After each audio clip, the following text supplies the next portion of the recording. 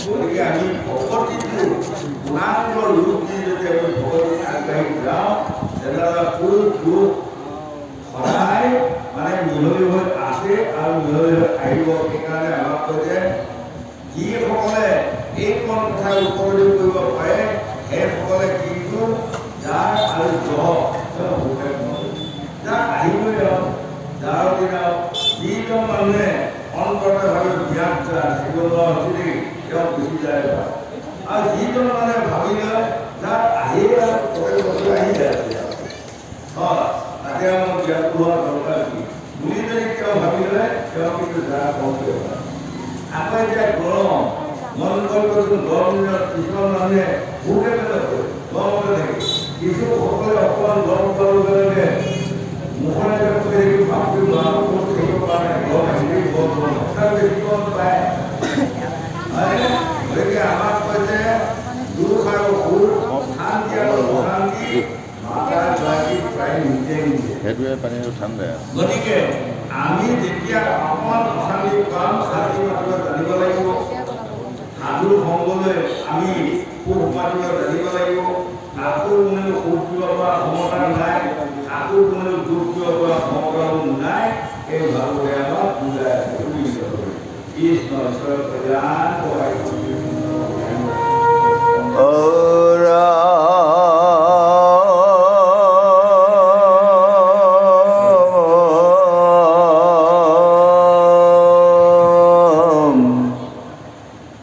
একে একে ৰাজা চলে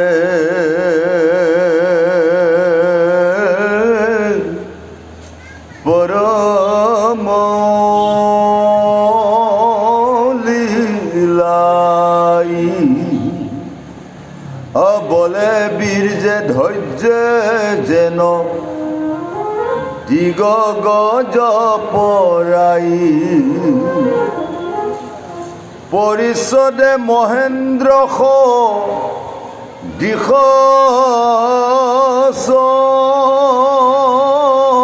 চমৎকাৰ কিছু লেখা দেও শুনা নামতা সম্বাৰ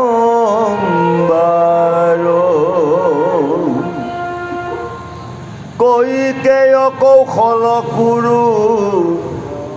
সিঞ্জয় কাম্বুজ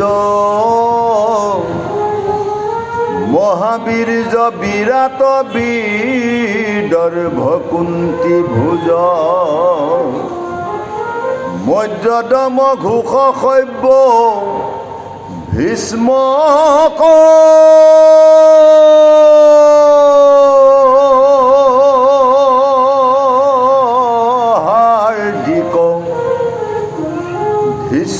কেতু সে কীটান বিতাল বাহিল আজি এই হিচাপটো যে দি আছে তাৰমানে যিসকল যদুবংশ কুৰুক্ষেত্ৰ স্থানলৈ গৈছিল আৰু সেই কুৰুক্ষেত্ৰ স্থানত গৈ তেওঁলোকে মানে আনন্দৰ ৰং ৰহিত সেইখন মেলা আৰু তাত অনেক মানে সকলোকে লগ পাব আৰু সেইসকল গৃহকাৰী যদুবংশজনৰ গৃহসকলক দেখুৱাইছে একোটা একোটা মহেন্দ্ৰ তাৰমানে তাৰ লগত তুলনা কৰিছে ইন্দ্ৰৰ লগত তুলনা কৰিছে ইন্দ্ৰৰ নিচিনা ৰূপৱান ইন্দ্ৰৰ নিচিনা গুণৱান ইন্দ্ৰৰ নিচিনা বলৱান প্ৰত্যেকে একোটি একোটি বীৰ কিন্তু তাৰ আগমনত আমাক কি হৈ গ'ল গুণৱান ৰূপৱান আপোনালোকে হ'লেই নহ'ব বলৱান ৰূপৱান গুণৱান হ'লেই নহ'ব তাৰ লগত কি ধৈৰ্য লাগিব তাৰ লগত কি লাগিব সত্য লাগিব ক্ষমা লাগিব দয়া লাগিব এই চাৰিটা বস্তু যাৰ হৃদয়ত নাই তেনেহ'লে তেওঁ বলে কাম নকৰিব এজন মানুহ মহাবলিষ্ঠ সঁচা তেওঁৰ ধৈৰ্য নাই তেনেহ'লে সেই বলে কাম নকৰিব এজন বৰ ৰূপৱান বা ৰূপকীয় সঁচা সত্যগুণ তেওঁৰ লগত নাই তেনেহ'লে সেয়া কাম নকৰিব গতিকে আমাৰ এই ধৈৰ্য সত্য সমাজে এই চাৰিটা বস্তু আৰু ক'ত পাইছিলোঁ কোনে দিছিলে এইখন কথা উঠিওৱা যুৱক যুৱতী প্ৰজন্মসকলে জানি লোৱা ক্ৰম কৰ্তব্য পঞ্চমুখী দেহাই সৈতে আমি যিদিনা আই গৰ্ভত চুটি হওঁ সেইদিনাই প্ৰভুসকলোকে ছটা ঋতু আৰু চাৰিটা বস্তু তাৰ লগত দি আছে লোভ মোহ কাম ক্ৰোধ মন মচন্দ ছটা ঋতু আৰু এই ছটা ঋতুৰ লগত দি আছে ধৈৰ্য সহ্য ক্ষমা দয়া যদি যিজন মানুহ গাত ধৈৰ্য সহ্য ক্ষমা দয়া থাকিব এজন মানুহ এই ছটা ঋতুৱে ব্যাপক কৰিব নোৱাৰে বা ছটা ঋতুৱে তেওঁক মানে থুৰিব নোৱাৰে আৰু যাৰ হৃদয়ত এই ধৈৰ্য সহ্য ক্ষমা দয়া গুণকেইটা নাই তেনেহ'লে তেওঁ দুখে মৰিব কামে মৰিব হয়নে মা মদ বাচন্দ ইত্যাদি সকলোৱে তেওঁক মানে পীড়া কৰিব তেওঁ এই পৃথিৱীখনত আঁতৰি হেৰাই যায় এতিয়া সৰু ধৰক আপোনালোকে মন কৰিব কি কাৰণত এজন মানুহ নিজে নিজে কি কাৰণত মৰে মৃত্যু হয় নহয় আমাক চুইচাইড কৰিলে কি কাৰণত জানে এই তেওঁ গোটেই এই ভিডিঅ'ত থকা বস্তুখিনি কণ্ট্ৰল কৰিব নাজানিলে নোৱাৰিলে সৰু শেষত যায় তেওঁ উপায়হীন হৈ গ'ল কি কৰিম কি ধৰিম তাৰমানে সমস্যা সমাধান নহয় আৰু এতিয়া শেষ সিদ্ধান্ত লৈ কি মই মৃত্যু হৈ আছোঁ গতিকে আমি ইন্দ্ৰিয় বৰ্গৰ ঋতু ধাতু সুপৰিচালিত কৰিব শিকক এইকাৰণে সপ্তম স্কন্ধতে যে পঢ়াতে দৈত্যসকলক কৈছিলে শুনা হেৰা দৈত্য যিবোৰ এৰা ন কৰ্ম কুমাৰ কালতে লোৱা ভাগৱতৰ ধৰ্ম সেই লোকৰ কুমাৰী কালৰ পৰা যদি সাধু সংগলৈ অকণমান ভাগৱত শুনাৰ অভিজ্ঞতা থাকে তেনেহ'লে আপোনাক এই সমস্যাই কেতিয়াও পেলাব নোৱাৰে সেই সমস্যা আহিলেও তাৰ মাজে সৈতে আপুনি সৰুটি যোৱা পথ এটা আপুনি পাই যাব হয়নে গতিকে মন কৰিব বহুত মানুহে দুখ দি মানে বৰ যি ঘৰতে আমুক সকলোৰে ভাল তথাপি নিজে নিজে মৃত্যু নহয় তেওঁ তাৰমানে ইন্দ্ৰিয় সময় ঋতুসমূহে যেনে ধৰণে দুৰ্দশা পাতিলে সেই দুৰ্দশাৰ সমস্যাখিনি তেওঁ যেতিয়া সমাধান কৰিব পৰা ক্ষমতা নহয় তেওঁ মানে পথা আৰু পথা হৈ মানে তেওঁ মানে পথটো বাছি ল'লে নিজে মৰা গতিকে আজি আমাক এই মোৰ কথা বৰ ধুনীয়াকৈ বুজাই আছে দুই যুধা মন্য মৈথিল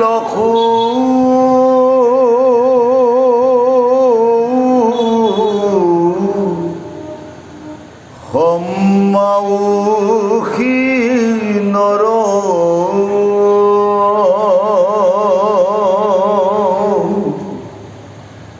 বৃন্দাবন বিন্দ্ৰ চন্দ্ৰ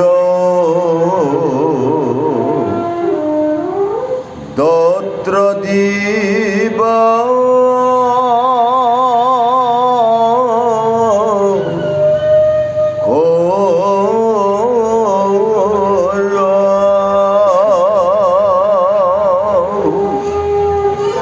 সূত্ৰ যুদ্ধ প্ৰবুদ্ধ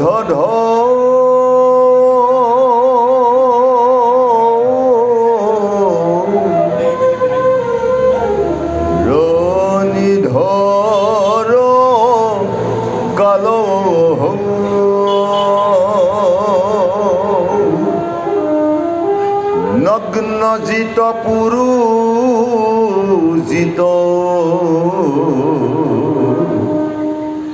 হুমমহি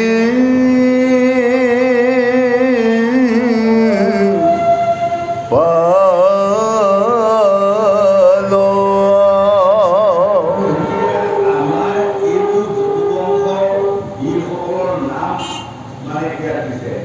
অৰ্থাৎ চাতুনৰ প্ৰতি যদুবংশৰে পুৰুষসকলৰ নামবোৰ ইয়াত ভৰাই দিছে এইসকলে হ'ল ডাঙৰ ডাঙৰ বীৰ আৰু এইসকলে মহেন্দ্ৰ তাৰমানে ইন্দ্ৰৰ নিচিনা এটা ডাঙৰ ডাঙৰ বীৰ আছিল আৰু এতিয়া দেখিছেনে এই চাতুনৰ প্ৰতি যদুবংশ সৰু শেষত আপোনালোকে পাবগৈ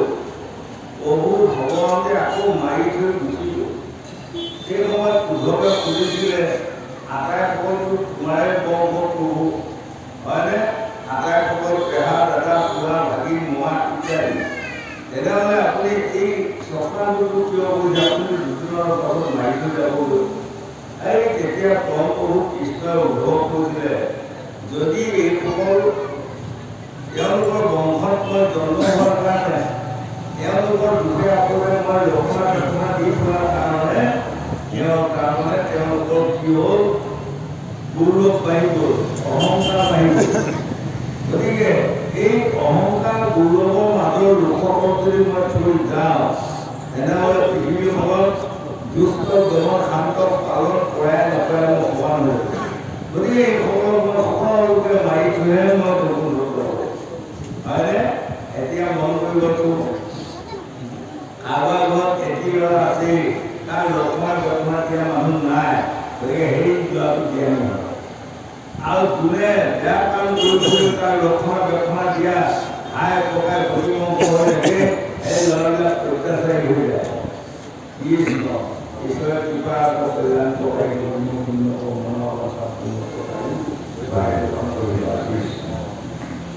গতিকে মন কৰিবচোন যেতিয়া ল'ৰা ছোৱালীবোৰ এক নম্বৰতে আমাৰ ভাল বেয়া কৰা গৰাকী মাক বাপেক সেই মাক বাপেকে যদি অকণমান প্ৰথম বেয়া কৰাৰ লগে লগে যদি তাক যদি ৰক্ষণাবেক্ষণা দিব বিচাৰে তেতিয়া ল'ৰা ছোৱালীবোৰ আৰু নষ্ট হৈ যায় এই ল'ৰা ছোৱালী আৰু ল'ৰা ছোৱালী কোনেও নষ্ট কৰাৰ গৰাকী নহয় নিজৰ মাক বাপেকে জ্ঞানী কৰিব পাৰে আৰু নিজৰ মাক বাপেকে তেওঁলোকক অজ্ঞানী কৰিব পাৰে সেইকাৰণে আমাক কয় যে গীতাটো বৰ ধুনীয়াকৈ এইখন কথা মনে থৈ গৈছে আৰব্ধ পৰাৰব্ধ অনাৰব্ধ সেই লোকসকল আৰব্ধ মানে কি বিধিৰ লিখন এখন ধন আৰু শক্তি আছে তাক কৰিবলৈ চল আমি বহুত জন্মৰ পৰা আহি আছোঁ বহুত জন্মত বেয়া কাম কৰাৰ ফলত এইটো জন্মত আমি দুখ পাইছোঁ আৰু বহুত জন্মত ভাল কাম কৰাৰ ফলত এইটো জন্মত সুখ আৰু শান্তি লাভ কৰিব পাৰোঁ হয় পৰাৰব্ধ মানে এইটো জীৱনত মন কৰিব আমাৰ মিছনলৈ চলি আছে ডেকা গাভৰু কালত যেতিয়া আমি বেয়া কাম কৰিম বৃদ্ধ কালত তাক ভুগিব লাগিব ডেকা গাভৰু কালতে যদি আমি ভাল কাম কৰি যোৱা হয় তেনেহ'লে বৃদ্ধ কালত আমি বৰ শান্তিৰে জীৱন যাপন কৰিব পাৰিম হয় আৰব্ধ পৰাৰব্ধ অনাৰব্ধ মানে ইমান বিচলি হৈ যায় এই যোৱা সপ্তাহত মই বেয়া কাম কৰাৰ ফলত দুসপ্তাহ বছৰে বেয়া পাবলগীয়া ভুগিবলগীয়া আৰু কেতিয়াবা খুব ভাল কাম এটা পুণ্য কৰ্ম এটা কৰাৰ ফলত এমাহৰ পাছতে মই ভাল ফল এটা বা ভাল শান্তি এটা পাবলগীয়া হ'ল এইবোৰকে কৈছে আৰব্ধ পৰাৰব্ধ অনাৰব্ধ গতিকে আমাৰ ল'ৰা ছোৱালী যুৱক যুৱতী প্ৰজন্মসকল আমি যেতিয়া এইবোৰ কথা সাধু সংগলৈ চিন্তা কৰি আমি কৰ্মত আগবাঢ়ি বেয়া কৰ্ম যদি নকৰোঁ তেনেহ'লে কেতিয়াও বেয়া ফল নাই হয়নে আজি পৰিশীলতা চাওক কৰ্ম ফল হয়নে নহয় পৰিশীলতা পুঁজিৰে ধৰক বা কিবাহে ধৰক প্ৰশ্ন কিন্তু আমাক দেখুৱাইছে যে কৰ্মফল তেওঁ যদি গৈ এজন ঈশ্বৰ উপাসনা কৰি থকা এজন মুনি ঋষি অত্যাচাৰ কৰি অপদস্থ নকৰে তেনেহ'লে তেওঁ শাস্তি দিব আৰু সেই অকৰ্ম বা কৰ্মৰ বেয়া ফলটো তেওঁ শাস্তিৰ ভিতৰতে গম্ভীৰ হৈ যায় অনাৰব্ধ ফল সেইটো লগে লগে কৰে এসপ্তাহ হয়নে এতিয়া এইখিনি কিয় ইমান কথা আৰু এটা মন কৰিব পৰীক্ষিত ৰজাৰ পুত্ৰৰ নাম হ'ল জন্মেজয় তেওঁৰ পুত্ৰৰ নাম হ'ল শতানী ৰজা এই পৰীক্ষিত ৰজা ব্যাসদেৱে যিখন পৰামৰ্শ দিছিলে সেইখন পৰামৰ্শ অকণমান মানা কাৰ্যক্ৰম কৰাৰ কাৰণে আজি পৰীক্ষিত ৰজা আপোনালোকে মৃত্যু হ'বলগীয়া আকৌ পৰীক্ষিত মৰাৰ লগে লগে জন্মেজয় ৰজা পতাৰ লগে লগে ব্যাসদেৱে আহি তেওঁক পৰামৰ্শ দিলে যে তুমি কোনোদিনে ওপৰৰ দিশে মিলিব পাৰিবা নাযাবা আৰু যদি ওপৰৰ দিশে মিলিব পাৰিবা যোৱা তাত এজনী সুন্দৰ ছোৱালী দিবা আৰু সেই ছোৱালীজনীক বিয়া কোনোদিনে নাপাতিবা যদিও সেই ছোৱালীজনীক বিয়া পতা তেনেহ'লে সাৱধান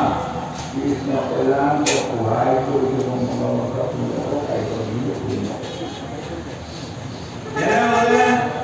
বিয়া ডেকা বামুণ নামিবা বুঢ়া বামুণৰ দৰে কৰিবা এইখিনি বিয়াকে তেওঁ পৰামৰ্শ দি থৈ গ'ল ৰজা মহাৰাজে কেইদিনমানৰ পাছত সি ভাবিলে বিয়া আটাই কিয় মোক ওচৰতে যোৱা নিষেধ কৰিছে মই যায় বুঢ়া বেছি ওচৰতে গুচি গ'ল যোৱাৰ লগে লগে এজনী সুন্দৰ ছোৱালী দেখা পালে আৰু সেই ছোৱালীজনীৰ জন্ম মানে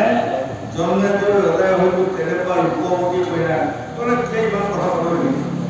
গম গতিকে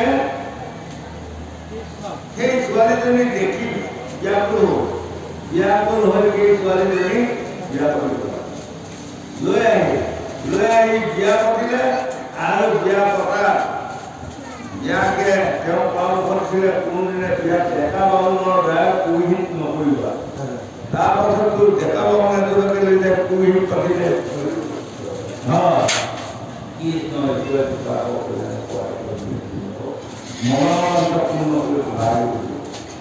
তাৰ পাছত যেতিয়া তেওঁ আহুতি মন্ত্ৰ গাই আছে ৰজাই আহুতি দি আছে সেই সময়ত অকণমান তাৰ কোনো এটা ঘটিল ঘটাৰ লগে লগে মানে ডেকা বামুণটোৱে আহি দিয়ে আহি দিয়াৰ লগে লগে ৰজা ইমানে খং উঠিল এই হোমবাৰীডালে যে আহুতি দি আছিল হোমবাৰীডালে মাথাতে একটা মাৰিলে একেবাৰে বামুণটো মৃত্যু হয়নে ব্ৰহ্ম এটা পথৰত পালে এদিনতে পঞ্চতম গত হ'ল আইগে জন্মে লৈ আকৌ পাঁচবছৰীয়া ল'ৰা ছোৱালী এটা থাকি তাৰ নাম সতানী আকৌ জন্মটো বাচিব সতানীকেও তেনেধৰণৰ সাপতে মৃত্যু হ'ব লাগিব হয়নে এই চাৰিটা পুৰুষ তেওঁলোকৰ মানে ধ্বংস পাব কি নাম জানে জ্ঞানীজনৰ কথা তেওঁলোকৰ আটা বিয়াক দিলে যিবোৰ পৰামৰ্শ দিলে সেইবোৰ পৰামৰ্শ তেওঁলোকে কোনেও মানি নল'লে গতিকে আমাৰ ল'ৰা ছোৱালী যুৱক যুৱতী প্ৰজন্মসকল পিতৃ মাতৃয়ে যিটো বেয়া বুলি ক'ব চিৰধাৰ্য কৰি যদি তাক মানি লয় তেনেহ'লে কামত আহিব কোনোবা এজন সাধুগুৰু বৈষ্ণৱে যদি তোমাৰ কিবা এটা পৰামৰ্শ আগবঢ়ায় সেইকণ পৰামৰ্শ যিসকল ল'ৰা ছোৱালীয়ে মানি ল'ব চিৰদিন তেওঁলোকে ফল কল্যাণ আহিব হয়নে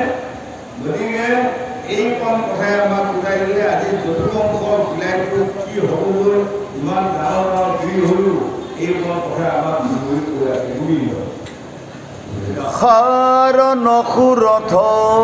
ৰথি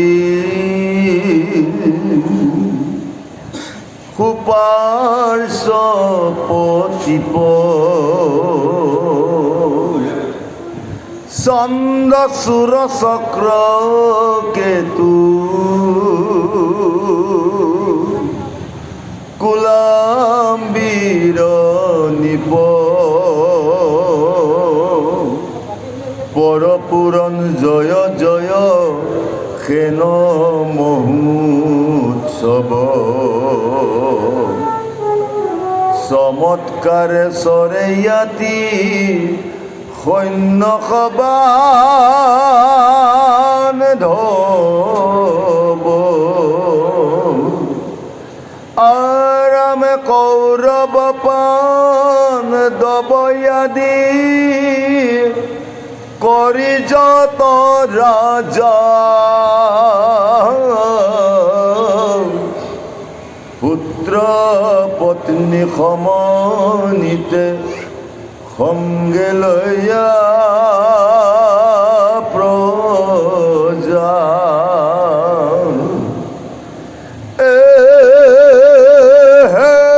হয় হস্তি ৰথে কেহু চৰিণ জান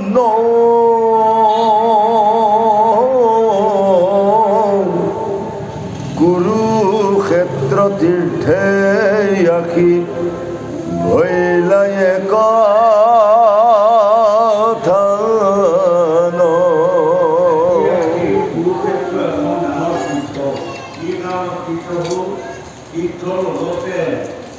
আদিৰ পৰা মই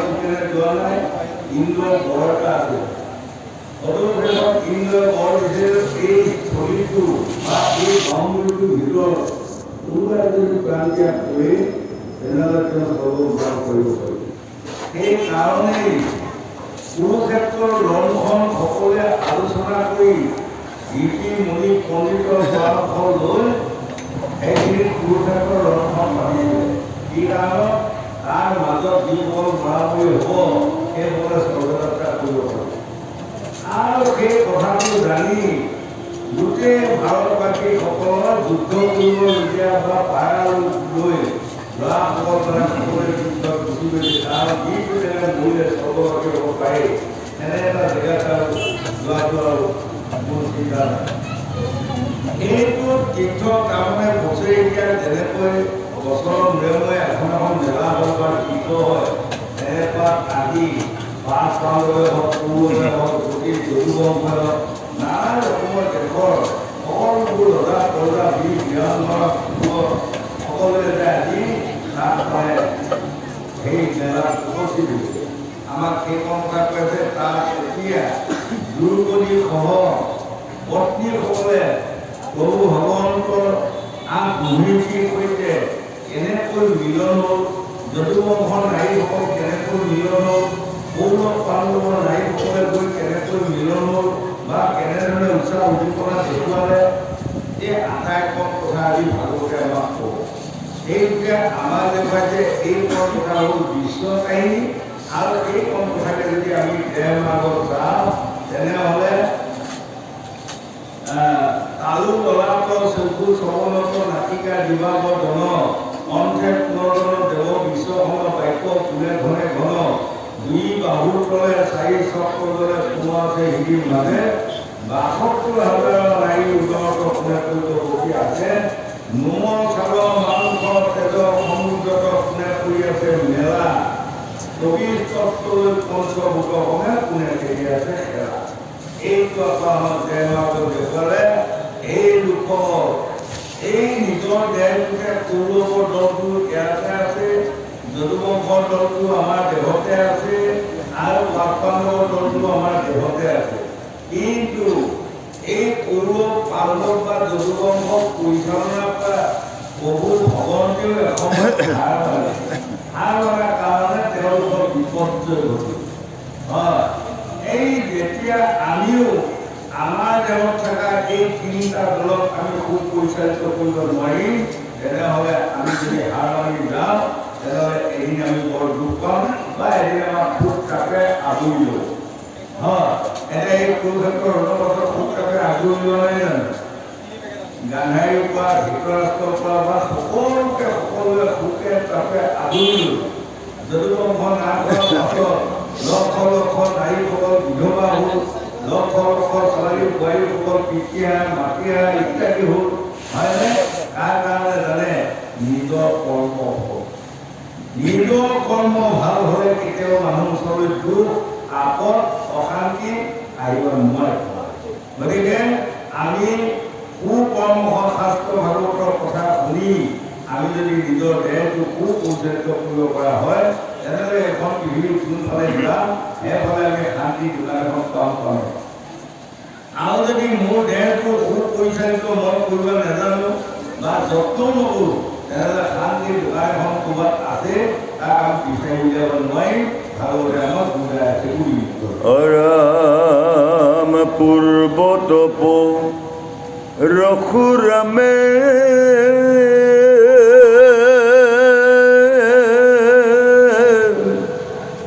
কৰিল নিশ্চয়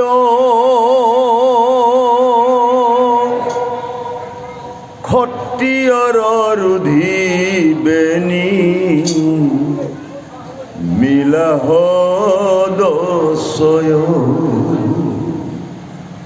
আপুনি কৰিলা স্নান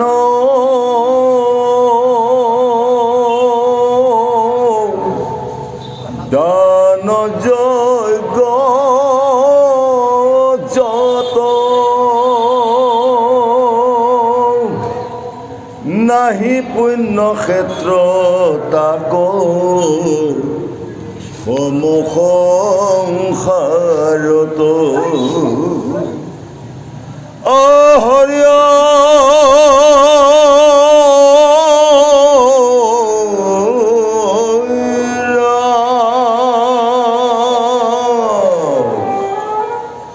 পৃথিৱীৰ ৰাজা এক ধান ভৈল তথা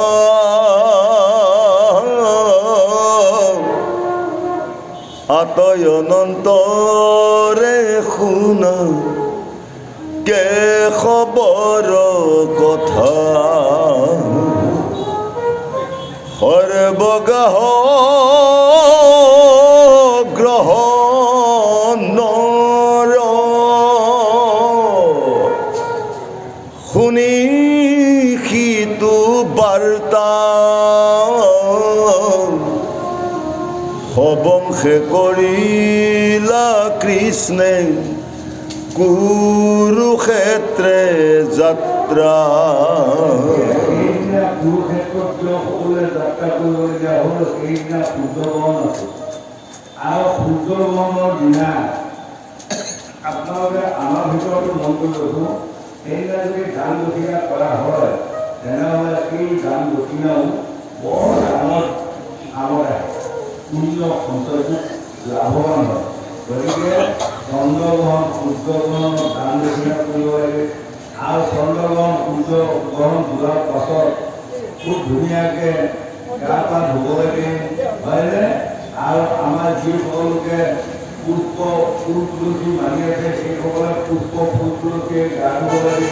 আৰু যিসকলে আমাৰ কোনোবাই ফুল তুলসী এইবোৰ মানা নাই তেওঁলোকে খালী পানীয়ে হ'লেও গা ধুব লাগিব। হয়, এয়া হ'ল অপবিত্ৰ দেহটো পবিত্ৰ কৰা দিন। সেই দিনটোতেই আজি কুৰুক্ষেত্ৰৰ ৰণস্থলীত মানে এটা ডাঙৰ মেলা, এই মেলাৰ কাৰণে গোটেই ভাৰতবাসীৰ লোকসকল সকলোৱে হিন্দু যোৱা আছে। যেনেকৈ আজি কামাখ্যা মন্দিৰৰ সিদিনা মানে এইয়া অম্বুবাচী মেলাটোত দেশ বিদেশৰ মানুহ নানা ৰকমৰ আহি তাত ভৰপূৰ হ'ল। যদিও সেই কুৰুক্ষেত্ৰৰ স্থলীটো আজি তেনেকৈ ভৰপূৰ হৈছে আৰু সেই হ'ল আনন্দৰ দিন। আমি য'তে আনন্দ কৰিব নাযাওঁ কিন্তু তাত আমাৰ কৰ্ম এটা আছে। কি কৰ্ম জানে? সৎ কৰ্ম ধ্যান বা ভক্তি বা জ্ঞান আমাক লাগিব। কাৰণ শাস্ত্ৰ ভাগৱতে কৈছে এই লোকৰ দিয়া ভাগৱতৰ 12টা স্বৰূপ, 12টা স্বৰূপৰ প্ৰথম স্বৰূপটোৰ নাম কি? জ্ঞান। তাৰমানে এক নম্বৰতে আমাক জ্ঞান দিব বস্তুটো লাগিব। জ্ঞানে আদি মূল জ্ঞান নহ'লে যাই যাবি ক'ত? গতিকে এই জ্ঞানৰ দ্বাৰা আমি যিবোৰ কৰ্ম কৰি যাম সেইবোৰ কৰ্মই হ'ব সৎকৰ্ম। অজ্ঞানতাৰ দ্বাৰা যিবোৰ কৰ্ম আমি কৰি আগবাঢ়ি যাওঁ সেইবোৰ কৰ্মত আমাৰ পাপ জন্ম হয়, হয়নে? পাপ আৰু পুণ্যটো দেখা বস্তু নহয়, নেদেখা বস্তু। সেইটো খাবলা সি নেদেখাকৈ আপোনাৰ দেহত যেতিয়া বিৰাজমান হ'ব তাক খেলিব পৰা ক্ষমতা নাই। গতিকে নাহালৈ তাক খাই দিব নাপায়। গতিকে ল'ৰা ছোৱালী যুৱক যুৱতী প্ৰজন্মসকল আজি গংগাৰ পাৰত কুইদি ৰজাই সূৰ্যক প্ৰশ্ন কৰিছিলে যে পাপ আৰু পুণ্য নেদেখা বস্তু হয় আৰু পাপ আৰু পুণ্য যেনে এটা বস্তু আমি লৈ যাব লাগে তাৰ নিয়ম মোক অকণ বুজাই কওক। তেতিয়া সূৰ্যদেৱে কৈছিলে এই উজ্জ্বল ল'ৰা ছোৱালী যুৱক যুৱতী প্ৰজন্মসকল আমি যেতিয়া ভাল কাম কৰিম, ভাল কাম মানে কোনটো? মই বা আপুনি কেৱল তেখেতে কৰা কামটো দহজনে যেতিয়া ভাল বুলি ক'ব সেইটো কামত পুণ্য সঞ্চয়। দহজনে যদি হাত কাটি পাতি ভাল ভাল বুলি তাত পুণ্য সঞ্চয় আৰু দহজনে কৰ্ম কৰি দেখি যদি বেয়া বেয়া বুলি কয় তাৰ পৰা পাপ জন্ম হয়, হয়নে? গতিকে পাপ আৰু পুণ্য জানি অজানি অকস্মাতে মানুহবিলাক বিৰাজমান হয়। গতিকে আমি আজি যে কৈছে সাৱধান হৈ শুনা পৰিচিত কৈছে আমাকে কৈছে আমি সাৱধান হৈ এই মন কথা শুনি গৈ আমি পাছৰ পৰা নিষ্ঠা পাওঁ। হয়,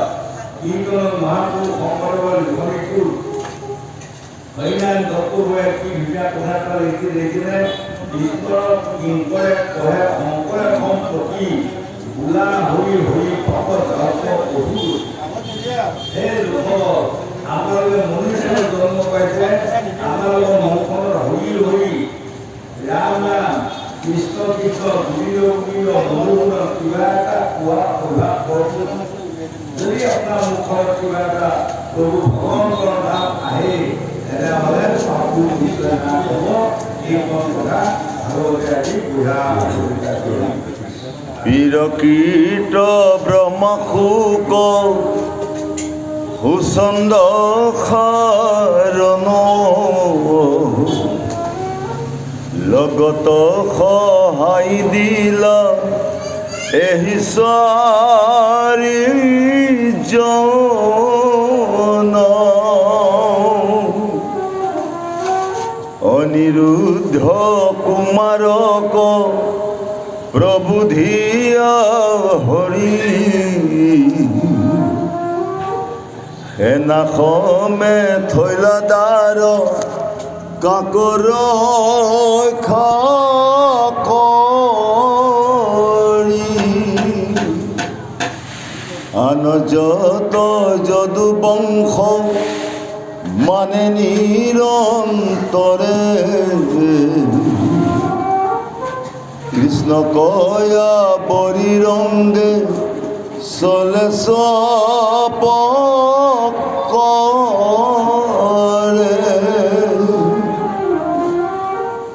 লৈয়া মহাপাৰম্ভেখন ভাৰ ভৰি পুৰ চলে বসুদেৱাসুৰ আহুকয়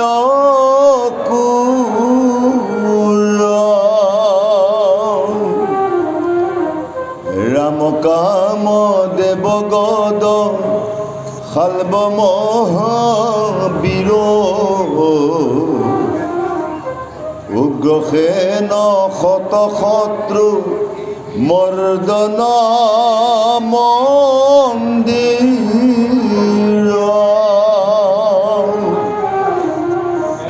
শাল্ব ভগদত্ত ভুবি বিক্ৰয় মুক যাই যদু গণ সংগে